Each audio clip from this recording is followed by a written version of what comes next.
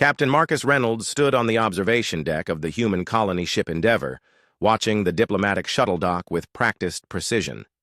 23 years had passed since that fateful day on Kepler 442b, yet his heart still raced at the thought of seeing her again. The memory remained crystal clear. A 12-year-old boy exploring the forest near his family's research outpost when he heard the crash.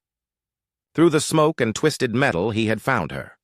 A young alien girl with luminescent blue skin and large violet eyes, no older than himself, trapped beneath debris from her escape pod.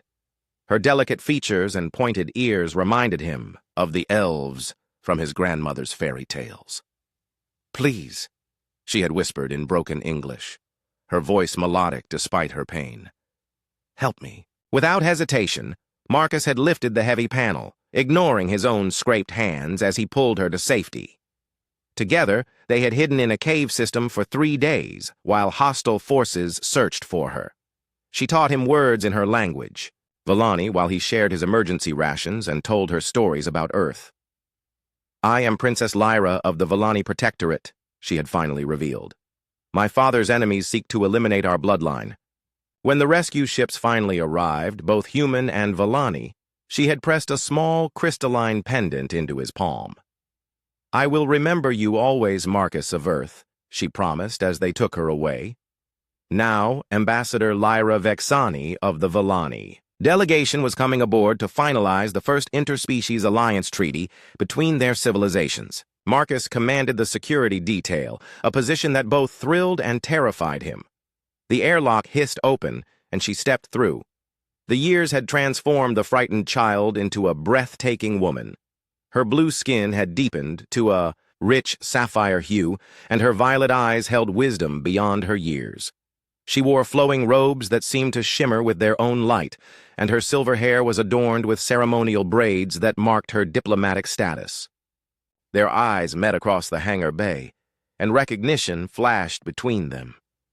A smile played at the corners of her lips, the same smile that had comforted him during those long nights in the cave. "Captain Reynolds," she said formally as she approached, extending her hand in the human custom. "I am honored to meet the security chief of this vessel." "The honor is mine, Ambassador," he replied, taking her hand. The touch sent electricity through him, just as it had when they were children. "Welcome aboard the Endeavour." As the formal ceremonies continued, Marcus found himself stealing glances at Lyra throughout the evening. She moved with grace and authority, commanding respect from both human and alien delegates alike.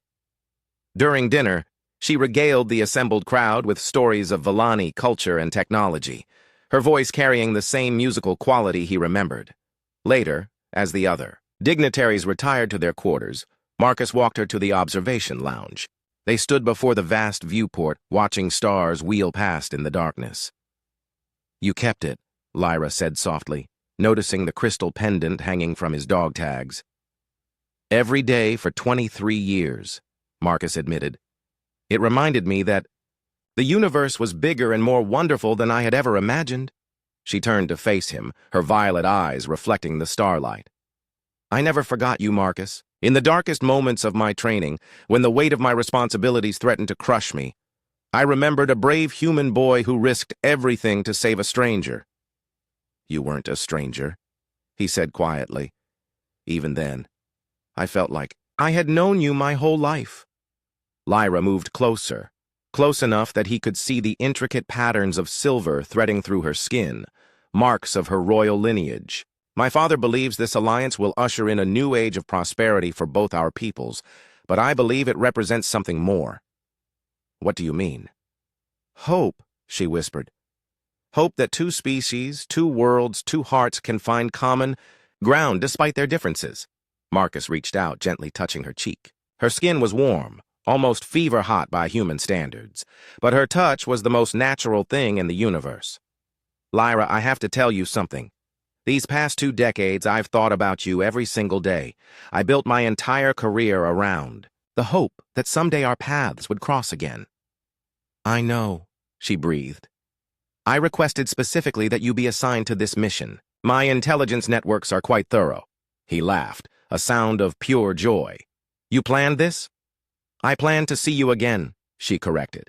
What happens next, I leave to fate and the courage of a man who once saved my life. Marcus took her hands in his, marveling at how perfectly they fit together despite the differences in their physiology.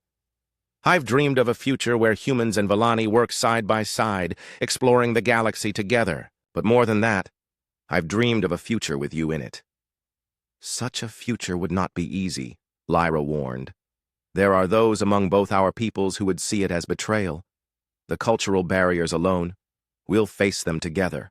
Marcus interrupted. Just like we did in that cave 23 years ago. You taught me then that differences don't have to divide us. They can make us stronger. Lyra's expression softened, and for a moment, she was again the frightened child who had trusted a stranger with her life. The little boy who saved me grew into quite a remarkable man. Only because I had something worth growing toward, he replied. As the stars wheeled overhead, Marcus pulled her close, breathing in her scent, something like ozone and starlight. In her arms, he could envision their future, joint exploration missions to distant worlds, cultural exchange programs that would benefit both species, and perhaps even children who would represent the best of both civilizations.